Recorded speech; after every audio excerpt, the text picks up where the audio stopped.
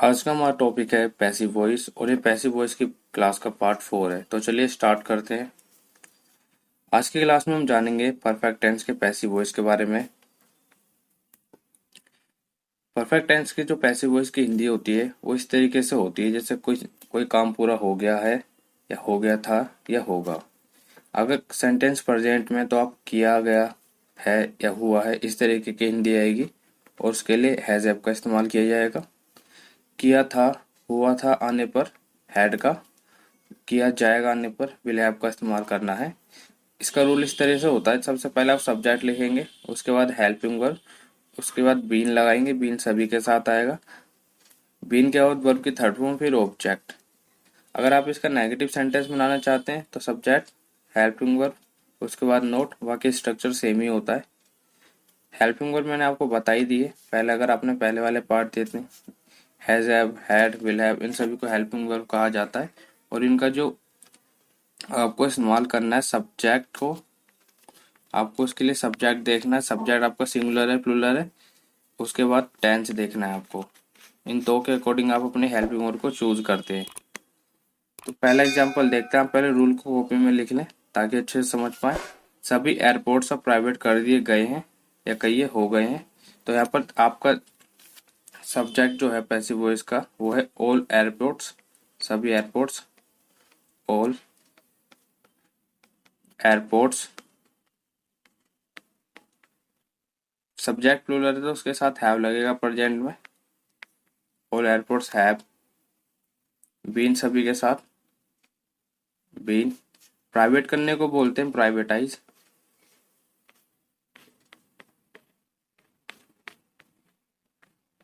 Privatised now. अब के लिए इंग्लिश होगी नाउ, ये ऑब्जेक्ट में आएगा। नेक्स्ट एग्जांपल देखते हैं। नेक्स्ट एग्जांपल है कई अच्छे ग्रामर टॉपिक्स इस चैनल पर पढ़ा दिए गए हैं या फिर कई पढ़ाए हैं। तो यहाँ पर जो आपका टॉपिक होगा, अब सॉरी, जो आपका सब्जेक्ट है वो हो गया कई ग्रामर टॉपिक्स। तो इसको इस तरीके से बनाएंगे, मैनी गुड ग्रामर टॉपिक्स। उसके बाद सब्जेक्ट क्योंकि आपका प्लूरल है तो हैव लगाएंगे, हैव बीन। पढ़ाने को बोलते हैं टीच, और टीच की यहाँ पे थर्ड फॉर्म आएगी, मैंने आपको पहले ही बता दिया पैसिव वॉइस में वर्ब की थर्ड फॉर्म का इस्तेमाल किया जाता है, हैव बीन टॉट इस चैनल पर। इसको बनाएंगे इस तरीके से, ऑन दिस चैनल।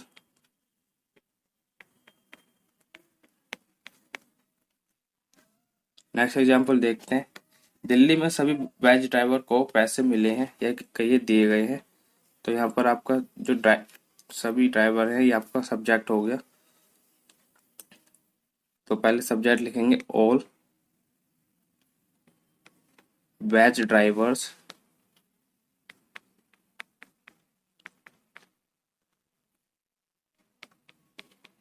हैव आएगा इसके साथ क्योंकि सब्जेक्ट प्लूरल है, बीन।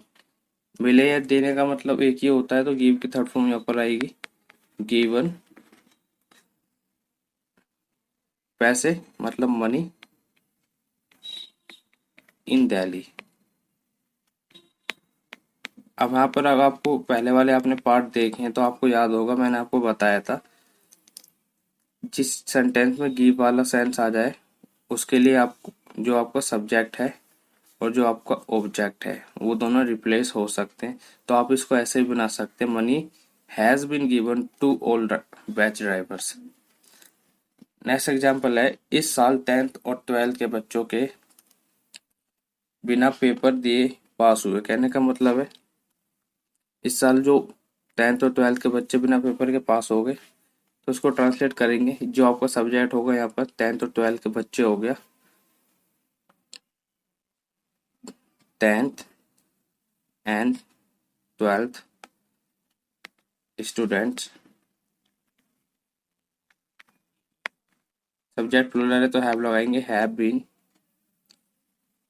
पास करने को पास ही बोलते हैं तो पास की थर्ड फॉर्म पास्ड हो जाएगी, ईडी लगाएंगे, पास्ट।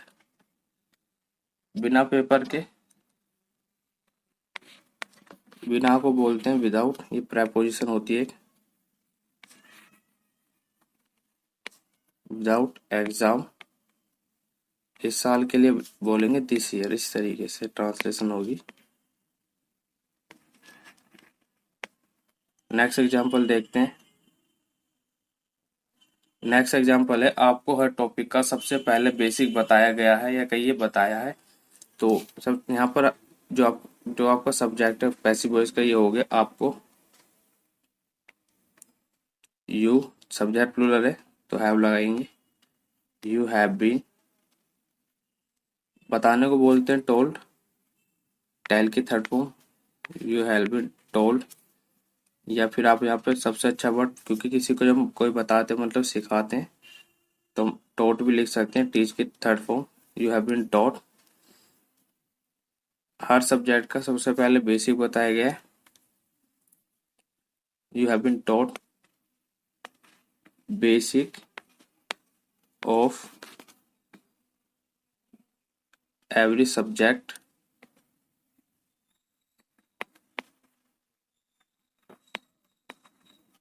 और यहाँ पर जो सबसे पहले लिखा है इसकी जो ट्रांसलेशन होती है आप कहीं भी लिख सकते हैं, फर्स्टली होती है तो आप लास्ट में लिख सकते हैं। और जनरली इनका इस्तेमाल जो किया जाता है शुरू में किया जाता है सेंटेंस के, तो आप शुरू में करें इसका इस्तेमाल फर्स्टली, मतलब सबसे पहले।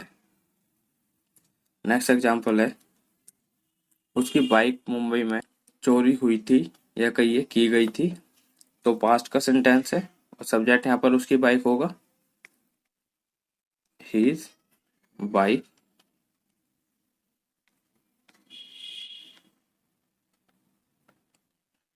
अब यहाँ पर जो सब्जेक्ट पास्ट का है तो पास्ट के लिए आपको मैंने बताया हैड लगेगा, हैड बीन। चोरी करने को बोलते हैं स्टील, और स्टील की थर्ड फॉर्म जो होती है वो होती है स्टोलन। तो स्टोलन लिखेंगे मुंबई में, इन मुंबई।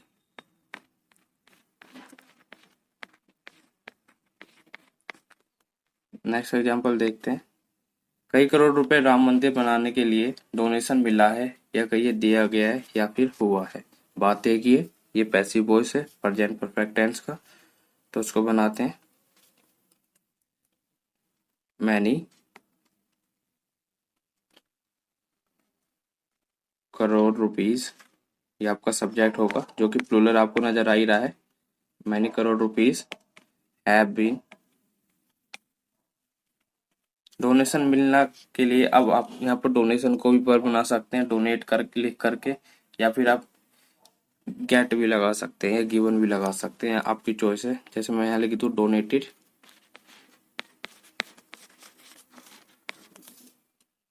राम मंदिर के लिए या बनाने के लिए बात एक ही है, फॉर राम मंदिर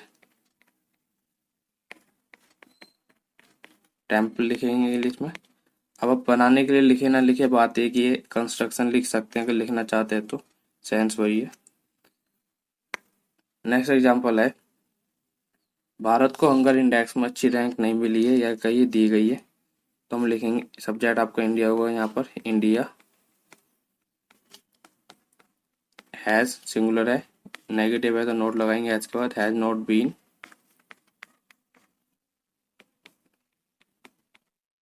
गिवन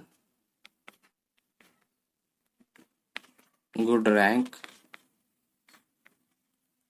हंगर इंडेक्स में, इन हंगर इंडेक्स।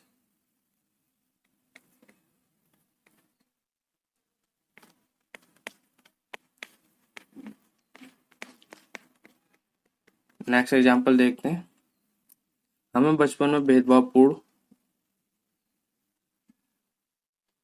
हमें बचपन से ही भेदभावपूर्ण मिला है या दिया गया है।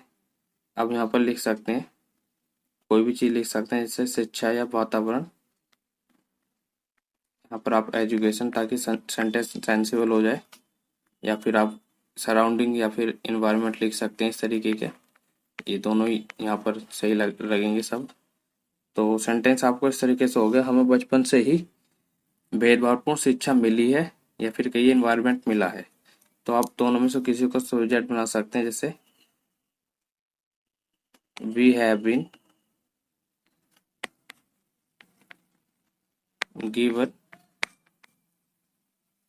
भेदभावपूर्ण शिक्षा, तो आप लिख सकते हैं इसको डिस्क्रिमिनेटरी।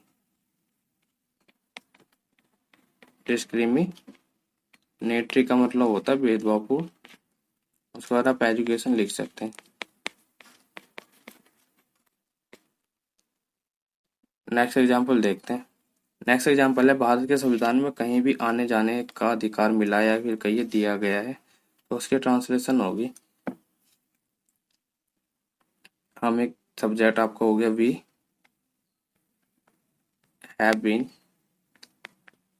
गिवन, हमें क्या मिला है, अधिकार मिला है, राइट टू वॉक एनीवेयर, कहीं भी घूमने या जाने आने जाने का अधिकार, कहाँ पर, केवल इंडिया के अंदर। We have been given right to walk anywhere, Bharat के संविधान में,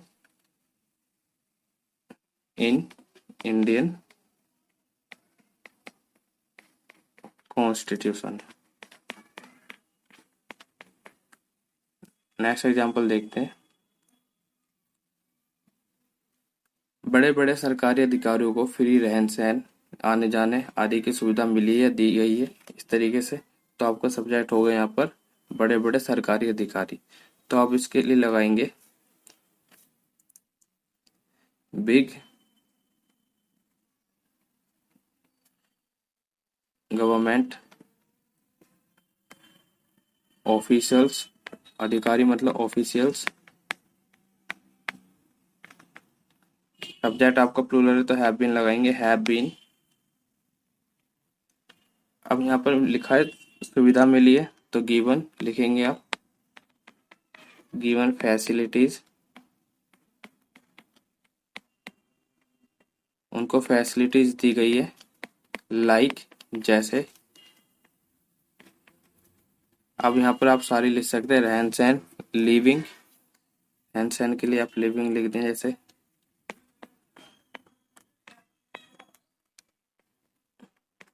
लिविंग। और आने जाने के लिए आप लिख सकते हैं वॉकिंग लिख दो, इसी में हो जाएगा। वेल वॉकिंग तो सेंसिबल नहीं लगता, तो बेहतर है आप यहाँ पर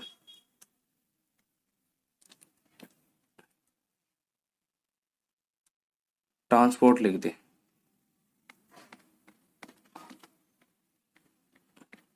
इस तरीके से सही रहेगा। नेक्स्ट एग्जांपल देखते हैं।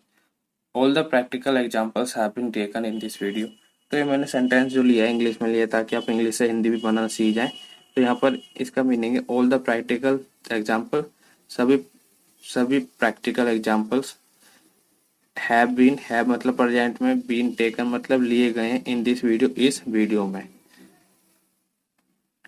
The first case of corona, corona का पहला केस, हैड बीन मतलब पास्ट का हो गया, रिपोर्टेड इन चाइना, चाइना में रिपोर्ट किया गया था, चाइना में पता लगा था। The world had been kept aware of corona by China, तो यहाँ पर है संसार को अनअवेयर रखा गया, मतलब जानकारी नहीं दी गई कोरोना की, किसके द्वारा, चाइना के द्वारा। तो the article 144 has been imposed in many areas during lockdown, तो उसकी हिंदी हो गई, जो आर्टिकल 144 है कई जगह लगाया गया है, कहाँ पर, कई एरियाज में, इन मैनी एरियाज, कब, लॉकडाउन के समय। तो अगर आपको कुछ समझना है तो आप कमेंट कर सकते हैं, आप पूछिए, मैं आपको ज़रूर बताऊंगा। अगर आप चाहते हैं मैं किस टॉपिक पर वीडियो बनाऊं तो आप वो भी सजेस्ट कर सकते हैं, मैं उस पर भी वीडियो ज़रूर बनाऊंगा।